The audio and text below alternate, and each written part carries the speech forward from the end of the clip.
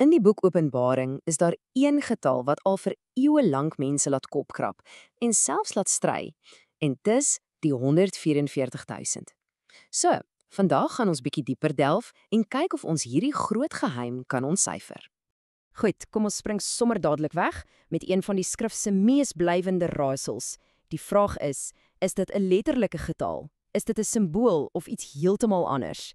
Vir letterlik duisende jare al het hierdie een syfer mense geboei en ja, nogal verwar. Ja, hierdie spesifieke getal, 144.000. Jy kry dit in Openbaring 7 en 14 en man, dit was nogal altyd die middelpunt van intense teologiese debatte. So, wat is hulle? Is hulle heiliges, 'n soort geestelike weermag of dalk net 'n simbool? Die antwoord hierop het die Christendom regtig vir geslagte lank verdeel. Is dit die hele kerk, 'n baie spesifieke groep Jode of iets anders? Goed, voor ons by 'n moontlike nuwe antwoord uitkom, moet ons eers verstaan wat die twee groot tradisionele sienings is. Die twee kampe wat al vir eeue lank hieroor stry. Kyk, die hele debat kook basies neer op twee groot idees. Aan die een kant het jy die mense wat sê, nee, ons lees die Bybel letterlik. Hulle glo dis presies 144.000 etniese Jode, punt. En aan die ander kant het jy die wat sê, wag 'n bietjie, dis simbolies. Vir hulle is 144.000 net 'n mooi poëtiese manier om te sê almal wat gered is, oftewel die hele kerk. En ja, tussen hierdie twee is daar nie veel middelgrond nie. Maar nou, dis wat dit regtig interessant raak. Daar's 'n derde pad, 'n interpretasie wat veral deur 'n Koreaanse teoloog, Min Byung-suk, voorgestel is, wat probeer om hierdie hele konflik op te los, 'n soort brug tussen die letterlike en die simboliese. So, hoe werk dit? Wel, eerstens, hierdie siening sê, vergeet die idee dat hulle etniese Jode moet wees. Die argument is dat in die Nuwe Testament die ware kinders van Abraham die is wat in Christus glo. Maak nie saak van watter nasie jy kom nie. So hulle kan van enige plek in die wêreld wees. Maar, en hier's die sleutel, dit beteken nie hulle is die hele kerk nie, glad nie. Die teks noem hulle spesifiek dienaars of douloi in Grieks, en daai woord is dikwels gebruik vir mense met 'n baie spesiale roeping, denk aan profete of apostels. So hulle is 'n uitgesoeke groep binne in die groter kerk. En dit bring ons by hierdie kragtige aanhaling. Dit is nie 'n kategorie van verlossing nie, maar 'n kategorie van missie. Met ander woorde, om deel te wees van die 144.000 gaan nie daaroor of jy gered is of nie. Verlossing is vir almal wat glo. Dit gaan daaroor dat jy gekies is vir 'n spesifieke, kritiese taak. En hierdie tabelletjie sit dit eintlik perfek uiteen. Jy sien die verskille dadelik. Hierdie derde pad sê, die 144.000 is nie apart van die kerk nie, maar hulle is ook nie die hele kerk nie.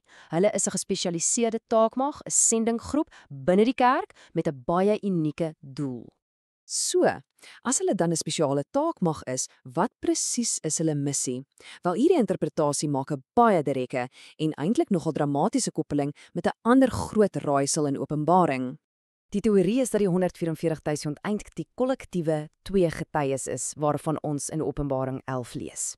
En die nommer 2, dis nie noodwendig twee mense nie. Dink daaraan, in die Joodse wet het jy twee getuies nodig gehad vir 'n geldige getuienis. So hulle is 'n gemeenskap van getuies, 'n profetiese beweging. En hulle missie, dit speel af oor 'n baie spesifieke tydlyn van 7 jaar. Heel aan die begin word hulle deur God verseël en begin hulle werk. Vir die eerste 1260 dae profeteer hulle met goddelike beskerming. Dan, halfpad deur, is hulle missie klaar en word hulle deur die Antichris doodgemaak. Maar dis nie die einde nie. 3,5 dae later word hulle wonderbaarlik opgewek en vaar hulle op na die hemel. Eers dan begin die groot verdrukking en heel aan die einde, dan keer hulle terug saam met Christus as deel van die leers van die hemel vir daai finale oorwinning.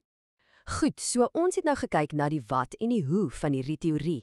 Maar die groot vraag bly, hoekom maak dit vandag enigsins saak? Hoekom moet ons omgee oor 'n nuwe interpretasie van 'n teks wat al 2000 jaar oud is? Wel, een van die kragtigste redes is dat dit 'n teologiese buffer bied teen kultus. Jy weet, groepe wat hierdie getal vat en sê, dis net ons, jy moet by ons aansluit om deel te wees van hierdie spesiale groep. Maar hierdie siening skop die deur heeltemal oop. Dit sê nee, die 144.000 kom uit die hele wêreldwye kerk. Hulle word gekies vir 'n missie, nie vir 'n eksklusiewe reddingspakket nie. Dit maak die hele konsep inklusief, nie eksklusief nie. En dit verander regtig alles oor hoe mense oor die eindtye dink. In plaas daarvan om passief te sit en bang te wees, word dit 'n oproep tot 'n aktiewe, moedige geloof. Dis nie meer net wag vir die ontsnappingsroete nie. Dis leef nou 'n lewe van doel en toewyding. Dit herhaal Openbaring weg van 'n boek van vrees na 'n boek van ongelooflike hoop en uiteindelike oorwinning. En op die ou end kom alles terug na hierdie een ding. Die teks sê die nommer 1 kwalifikasie van hierdie groep is dat hulle die lam volg waar hy ook al gaan. So vergeet die getalle en die tydlyne vir 'n oomblik. Dit alles lei tot een baie eenvoudige, maar diep persoonlike vraag vir elkeen van ons. Is jy gereed om dit te doen?